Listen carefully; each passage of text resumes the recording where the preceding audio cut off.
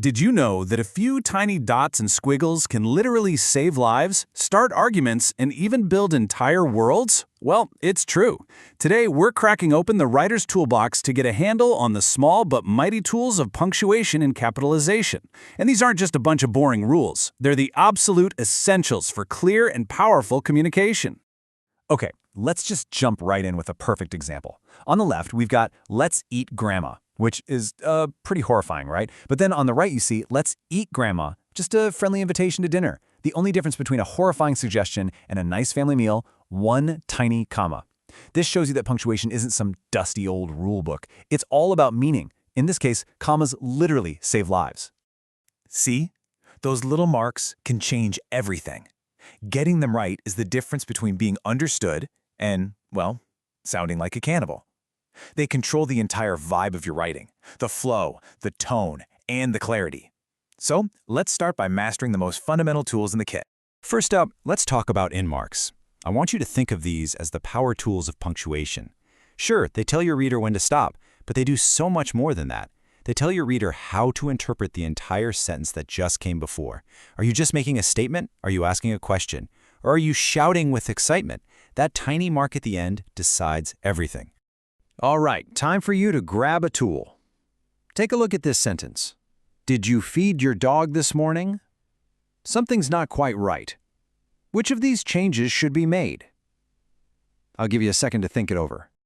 If you picked D, you absolutely nailed it. The sentence is asking for information, so of course it needs a question mark at the end. It's as simple as that, just picking the right tool for the right job. Okay, so now that we've got that fundamental idea down, let's dig a little deeper into these foundational tools.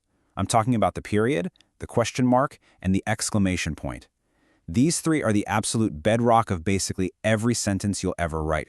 And look at how different each of their jobs is. The period, that's your workhorse. It just makes a simple statement. Boom, done.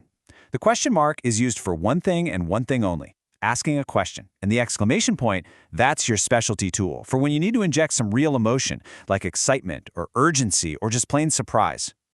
Ready for another one? This one's just a little bit trickier. Of these four options you see here, only one of them is using its end punctuation the right way. Take a second and read them through. And the correct answer is B. What a great big grin he has on his face. You can just feel the delight in that sentence, which makes the exclamation point the perfect choice. A is clearly a question, C is a simple command that just needs a period, and D is another question that's punctuated wrong. B is the only one that uses the right tool. Awesome. We've mastered how to end our sentences, but what about everything that happens inside them? Well, for that, we need a whole new set of tools. These are the ones that connect our ideas and manage the flow. So let's meet your connection tools, the comma, the semicolon, and the colon.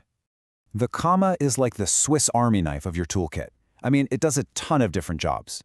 Its main function is to create these small little separations. You use it to separate items in a list, like orange, pineapple, and banana. You use it to join two complete sentences with a word like so or but.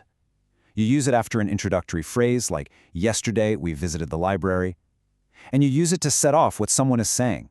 It is so incredibly versatile, and really getting the hang of it is a total game changer for your writing. The best way to understand these three tools is to think of them in terms of their pause strength. A comma, that's a soft, brief pause. A semicolon is a bit stronger. It's a medium pause that you use to link two complete sentences that are really closely related. And a colon? Whoa, that's a hard stop. It's a big signal to the reader that says, hey, pay attention because what comes next is important. I absolutely love this description. The colon's whole job is to make the reader watch for what's coming. It's basically a drum roll right in the middle of your sentence, building anticipation before you reveal a list or a quote or a big explanation. All right, so we've got our foundational tools and we've got our connection tools. Now let's get into the finer details with the specialist tools. These are the ones that are going to add precision, style, and just a little bit of flair to your writing. Okay, listen up, because so many people mix these two up, the hyphen and the dash. They might look similar, but their jobs are complete opposites. The short one, the hyphen, is a joiner. It glues words together, like in sister-in-law or fast-moving. But the longer one, the dash, is a separator. It creates a really dramatic break in a sentence to add some emphasis. Next up is the apostrophe. This little guy is a specialist with 3 very distinct jobs. First, it makes contractions by smushing 2 words together, so cannot becomes can't. Second, it shows possession, that something belongs to someone, like this sister's car. And third, it can stand in for letters or numbers you leave out, like in the class of 91. Time for a quick pop quiz. In the sentence, my unusual parrot, blank, eat a single cracker, which contraction fits best in that spot? I'll give you a second. Yep, the correct choice is A, won't, which of course is the contraction for will not. Okay, our sentences are built, and they're all connected. The very last step is to give them a really professional finish, and that's where capitalization comes in. Think of these as the polishing tools that'll make your writing truly shine. Now, the rules here are pretty straightforward. First, you always capitalize the first word of any sentence. Easy enough. After that, it's all about something called proper nouns. That's just a fancy way of saying the specific names of people, places, and things. So people like Dr. Martin Luther King Jr., places like Earth or Accra, historical events like the Boston Tea Party, titles of movies or books, and of course, days and months like Saturday and June. So let's put that to the test. Take a look at the sentence you see right here. What is the one crucial change that it needs? And there it is! The name Edward is a proper noun, so it absolutely must start with a capital E. That's the core rule of capitalization right there in action. If it's a specific, official name, it gets a capital letter. Whew, okay, that was a whirlwind tour, but you are now officially equipped with a complete writer's toolkit. So let's do a super fast, rapid-fire recap of the key tools and their jobs. All right, let's run through the toolkit one last time. The period is the stopper. The colon is the presenter. The semicolon is the balancer. The dash is the interrupter.